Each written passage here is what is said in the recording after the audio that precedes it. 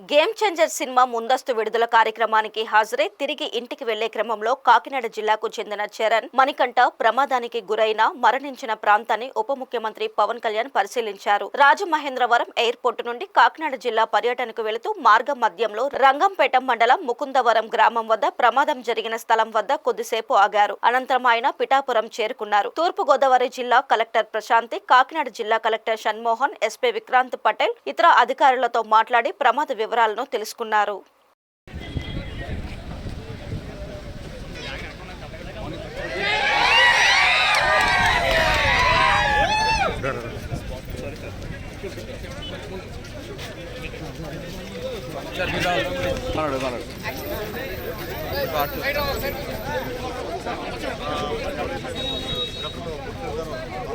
కుటుంబాలు కూడా